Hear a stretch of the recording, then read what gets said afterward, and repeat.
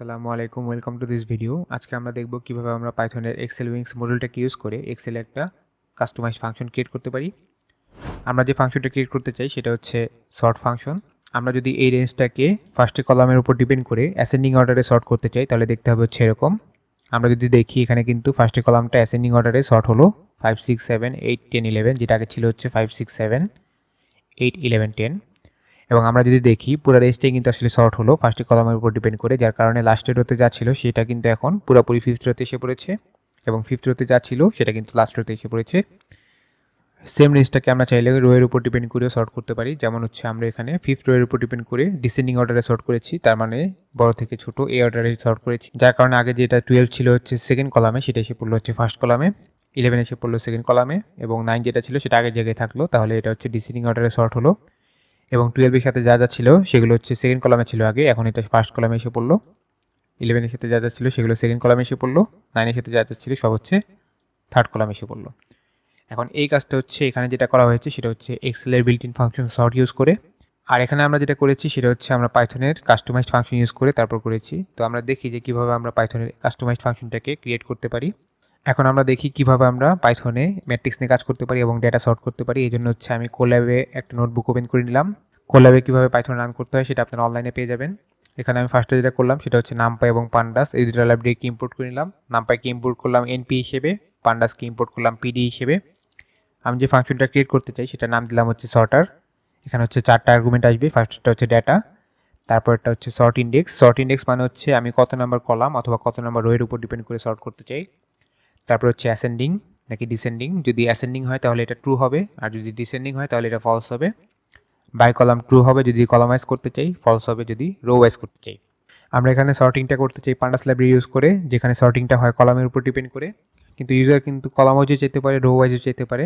যদি user column wise চাই তাহলে আমাদের কোনো সমস্যা নেই, যেভাবে ডেটা আছে সেভাবে আমরা জাস্ট সর্টিং করলেই হবে।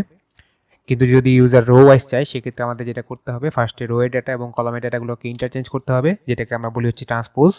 ইন্টারচেঞ্জ করার পরে এখন আমার রোয়ের ডেটাগুলো কিন্তু কলামে এসে পড়লো, তাহলে আমরা কলামগুলোকে সর্টিং করব। সর্টিং করার পরে লাস্টে গিয়ে আবার যেটা করব রো এবং কলাম ইন্টারচেঞ্জ করে ফেলবো। এভাবে যদি আমরা করি তাহলে কিন্তু আসলে রো ওয়াইজই সর্টিং হলো। তাহলে আমরা ফার্স্টে যেটা চেক করবো যে বাই কলাম কি ফলস কিনা। বাই কলাম যদি ফলস হয় তার মানে ইউজার চাচ্ছে রো ওয়াইজ সর্ট করতে, তাহলে আমরা যেটা করব ডেটাটাকে নামপাইতে কনভার্ট করব। করার পরে আমরা ট্রান্সপোজ করে দিব এলস, তার মানে বাই কলাম যদি ট্রু হয় আমরা ডেটাটাকে জাস্ট নামপাইতে কনভার্ট করব। এখানে আমরা ডেটাটাকে প্রিন্ট করে নিলাম। এখন হচ্ছে আমরা আমাদের ডেটাটাকে পান্ডাস ডেটা ফ্রেমে কনভার্ট করে নিলাম। এখন আমরা যে মেথডটা ইউজ করতেছি সেটা হচ্ছে সর্ট ভ্যালুস। এখানে হচ্ছে দুটো আর্গুমেন্ট আসবে, ফার্স্টটা হচ্ছে কত নাম্বার কলাম, তারপরটা হচ্ছে যে অ্যাসেন্ডিং নাকি ডিসেন্ডিং। তো ফার্স্টে আমরা যে ইনপুটটা দেবো সেটা হচ্ছে কত নাম্বার কলাম। এখন খেয়াল রাখতে হবে এক্সেলের মধ্যে কিন্তু আমরা কলাম নাম্বার কীভাবে ইন্ডিকেট করি 1 2 3 এভাবে, কিন্তু পাইথনে কিন্তু ইন্ডেক্সিংটা হয় 0 থেকে শুরু করে। তার মানে এক্সেলে যদি আমরা 1 নাম্বার কলাম চাই সেটাকে পাইথনে আনতে হবে 0 হিসেবে। তো আমরা যেটা করলাম সর্ট ইন্ডেক্স যে ইনপুটটা আসবে সেটাকে হচ্ছে ফার্স্টে আমরা ইন্টিজারে কনভার্ট করে নিলাম। তার মানে এটা ফ্লোটিং থাকলে ইন্টিজারে কনভার্ট হয়ে গেল। এবং এটা যদি 1 হয় সেটাকে হচ্ছে আমরা 0তে কনভার্ট করলাম কীভাবে, -1 করে। তাহলে 1 আসলে 0 হবে, 2 আসলে 1 হবে, 3 আসলে 2 হবে। আমরা তাহলে এখানে কলাম নাম্বারটা বলে দিলাম। তারপর আমাদের বলে দিতে হবে যে অ্যাসেন্ডিং যে ফিল্ডটা আছে সেটা কী হবে, এটা কি ট্রু হবে নাকি ফলস হবে। এটা আসলে ইউজার থেকে আসবে, যদি ইউজার এখানে ট্রু দেয় তাহলে এখানে আসবে হচ্ছে ট্রু, আর যদি ফলস দেয় তাহলে এখানে আসবে হচ্ছে ফলস।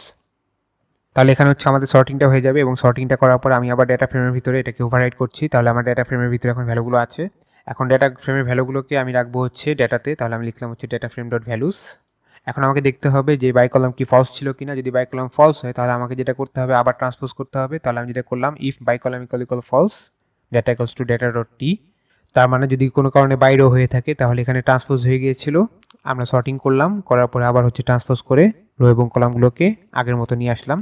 আবার হচ্ছে আমরা ডেটাটাকে প্রিন্ট করলাম এবং আমরা রিটার্ন করলাম হচ্ছে ডেটাটাকে। তাহলে আমরা দুইটা এক্সাম্পল দিয়ে দেখি আমাদের ফাংশনটা ঠিকমতো কাজ করছে কিনা। আমরা হচ্ছে একটা ম্যাট্রিক্স ক্রিয়েট করে নিলাম যেরকম আমাদের এক্সেলে আছে। আমরা এখানে হচ্ছে ফাংশনটাকে কল করলাম, ফার্স্টে দিলাম হচ্ছে ডেটাটাকে ইনপুট হিসেবে। তারপরে আমি বলে দিলাম ইন্ডেক্স নাম্বার, এটা হতে পারে কলাম অথবা রোয়ের। তারপরে আমি বলে দিলাম হচ্ছে অ্যাসেন্ডিং যেটা আছে সেটা হচ্ছে ট্রু। তারপর আমি বলে দিলাম বাই কলাম যেটা আছে সেটাও ট্রু। তার মানে ফার্স্টে আমরা হচ্ছে এই ডেটাটাকে 1 নাম্বার কলামের উপর ডিপেন্ড করে সর্ট করতে চাই অ্যাসেন্ডিং অর্ডারে। তাহলে আমরা যদি দেখি এটা হচ্ছে আমাদের 1 নাম্বার কলাম, কারণ আপনাদের যদি মনে থাকে আমি কিন্তু এখানে -1 করেছিলাম। তাহলে যদি এখানে 1 আসে এটা কিন্তু এখানে হয়ে যাবে 0। তাহলে 5 6 7 8 11 10 যেটা আছে সেটা হয়ে যাবে হচ্ছে 5 6 7 8 10 11 এবং ওটার উপর ডিপেন্ড করে কিন্তু বাকি ডেটাগুলো সর্ট হয়ে যাবে। সেকেন্ড এক্সাম্পলের জন্য আমি যেটা করলাম, ফার্স্টে দিলাম হচ্ছে আমার ডেটা, তারপর আমি ইন্ডেক্স নাম্বার বললাম 5, তারপর আমি বলে দিলাম হচ্ছে ডিসেন্ডিং অর্ডারে, যার কারণে অ্যাসেন্ডিং ফলস দিলাম। তারপর আমি বললাম বাই কলামটা ফলস, তার মানে আমি রো ওয়াইজ করতে চাই। তাহলে হচ্ছে আমি যেহেতু 5 দিলাম সেটা হবে হচ্ছে 5th রো অনুযায়ী। আমাদের কিন্তু অবশ্যই খেয়াল রাখতে হবে 5 মানে কিন্তু এক্সেলের 5, কিন্তু আমাদের কিন্তু পাইথনে সেটাকে 4-এ কনভার্ট করতে হবে, যেটা হয় হচ্ছে এখানে। তার মানে আমরা বলতে পারি এই রো এর উপর ডিপেন্ড করে সর্টিংটা হবে ডিসেন্ডিং অর্ডারে, এবং এই রো এর উপর ডিপেন্ড করে বাকি যে ডেটা আছে সেটাও সর্ট হয়ে যাবে। তো আমরা এখন একটু আউটপুটগুলো দেখি। এটা হচ্ছে আমাদের মেইন ডেটা, এটাকে আমরা সর্ট করলাম হচ্ছে ফার্স্টের কলামের উপর ডিপেন্ড করে, তাহলে এটা হচ্ছে আমাদের আউটপুট। সেকেন্ড এক্সাম্পলে কিন্তু আমাদের বাই কলামটা ফলস দেওয়া আছে, তার মানে এখানে আমার রো ওয়াইজ করতে হবে সর্টিংটাকে। এই জন্য আমরা যেটা করলাম, আমরা কিন্তু এখানে ট্রান্সপোজ করে নিলাম সর্টিংয়ের আগে। তাহলে আমরা যদি সর্টিংয়ের আগে ট্রান্সপোজ করি দেখতে হবে হচ্ছে এরকম, ডেটা ছিল হচ্ছে এরকম, ট্রান্সপোজ করার পর দেখতে হলো এরকম। এরপর আমরা যেটা করব, আমরা সর্টিং করব হচ্ছে 5th কলামের উপর ডিপেন্ড করে, তার মানে হচ্ছে এখানে কোনটা সেটা 11 12 9 এই কলামের উপর ডিপেন্ড করে আমাদের সর্টিংটা হবে। করার পর লাস্টে গিয়ে আমরা কি করলাম, আবারও ট্রান্সপোজ করে নিলাম। তাহলে ফাইনালি আমাদের ডাটাটা দেখতে হবে হচ্ছে এরকম, যেখানে আমি ক্লিয়ারলি দেখতে পাচ্ছি যে 5th রো এর উপর ডিপেন্ড করে সর্টিংটা হলো। এখন যদি আমরা এই ফাংশনটাকে এক্সেলে ইউজ করতে চাই, আমাদের যেটা করতে হবে, একটা পাইথন ফাইলের ভিতরে এই জিনিসটাকে কপি করে আনতে হবে। এই পাইথন ফাইলটা কীভাবে ক্রিয়েট করতে হয় আর এক্সেলের ভিতরে কীভাবে ইম্পোর্ট করতে হয় সেটাও আপনারা আগের ভিডিওতে পেয়ে যাবেন। একটা জিনিস খেয়াল রাখতে হবে, যেই ফাংশনটাকে আমরা এক্সেলের ফাংশন হিসেবে ইউজ করতে চাই সেটা আগে লিখতে হবে হচ্ছে @xw.func। এখন তাহলে আমরা এক্সেলে ইমপ্লিমেন্ট করে দেখি ঠিকমতো কাজ করছে কিনা। ফার্স্টে আমাদের যেটা করতে হবে, xlwings-এ গিয়ে ইম্পোর্ট ফাংশনসে আমাদের একটা ক্লিক করতে হবে। অবশ্যই খেয়াল রাখতে হবে যে মডিফাই করার পরে যাতে আমাদের পাইথন ফাইলটা সেভ করা থাকে, সেভ করা থাকা অবস্থায় তারপর আমরা যেটা করব, এক্সেল ফাইলের ভিতরে xlwings-এ গিয়ে ইম্পোর্ট ফাংশনসে একটা ক্লিক করব। তাহলে এটা আপডেট হয়ে গেল। এখন আমরা ইউজ করে দেখি ঠিকমতো কাজ করছে কিনা।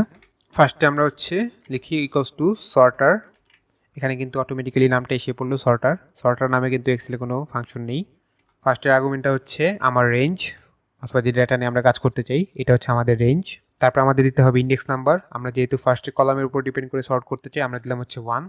তারপর আমাদের বলতে হবে অ্যাসেন্ডিং অর্ডারে নাকি ডিসেন্ডিং অর্ডারে, যেহেতু হচ্ছে আমরা অ্যাসেন্ডিং অর্ডারে করতে চাই আমরা বললাম হচ্ছে ট্রু। লাস্টে আমাদের বলতে হবে যে কলাম ওয়াইজ করতে চাই নাকি রো ওয়াইজ, যেহেতু আমরা কলাম ওয়াইজ করতে চাই আমরা বলবো হচ্ছে ট্রু। এন্টার দিলাম, তাহলে কিন্তু আমাদের কাজটা হয়ে গেল। আমরা দেখতে পাচ্ছি ফার্স্টে কলামের উপর ডিপেন্ড করে অ্যাসেন্ডিং অর্ডারে সর্টটা হয়ে গেল। আবার ইউজ করি =সর্টার, ফার্স্টে আমাদের রেঞ্জটা বলে দিতে হবে, এটা হচ্ছে আমাদের রেঞ্জ, কমা দিয়ে আমাদের বলে দিতে হবে ইন্ডেক্স নাম্বার, কমা দিয়ে বলে দিতে হবে অ্যাসেন্ডিং নাকি ডিসেন্ডিং, ফলস দিলাম তার মানে এখন ডিসেন্ডিং, কমা দিয়ে বলে দিতে হবে বাই কলাম নাকি বাই রো, যদি বাই রো হয় তাহলে আমরা ফলস দিব।